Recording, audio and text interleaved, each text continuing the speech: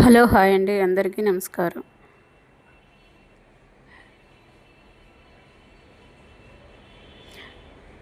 ఇది birds design అండి. Computer వర్క్లో బర్డ్స్ డిజైను.